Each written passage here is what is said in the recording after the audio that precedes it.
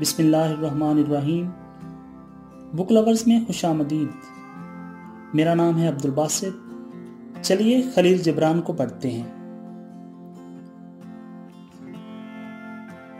जिंदगी हमें उठाई फिरती है और मुख्तलिफ मकामात की सैर कराती है।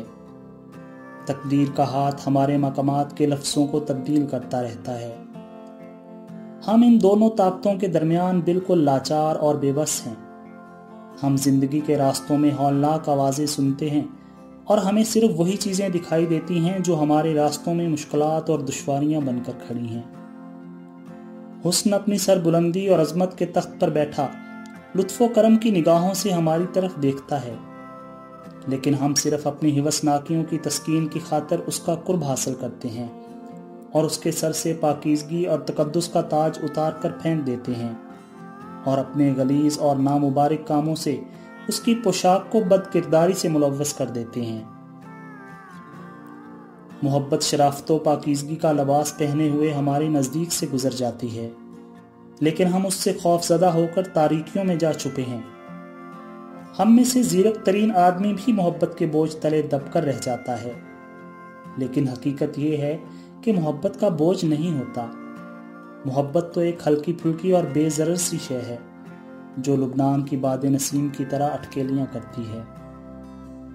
आज़ादी फ़िक्र हमें मोहब्बत के दस्तरखान पर दावत देती है ताकि हम वहां बैठकर लजीज खानों और पुरानी शराबों से लुत्फ़ अंदोज़ हो सकें।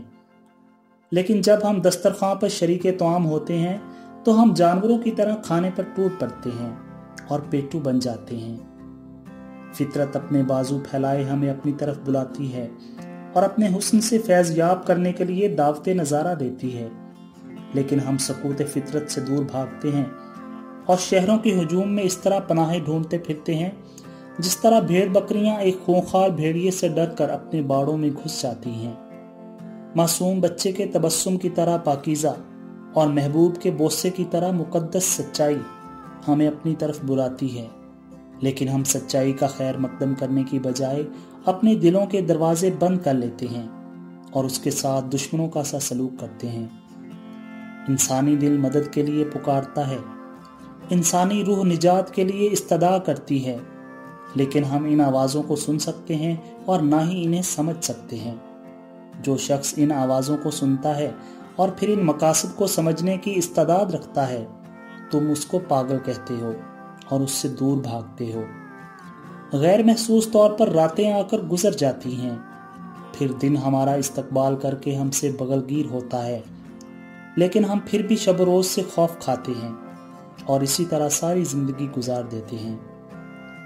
हम सिर्फ इस आलम रंगोबू में उलझ जाते हैं, हालांकि फितरत के दिल के दरवाजे हमारे लिए हर वक्त खुलते रहते हैं। हम जिंदगी की रोटी को पांव तले रोन देते हैं, हालांकि भूख हर लहजा हमारे दिलों को नोचती रहती है। जिंदगी आदमी के लिए क्या कुछ नहीं करती, लेकिन फिर भी आदमी जिंदगी से कितना दूर भागता है।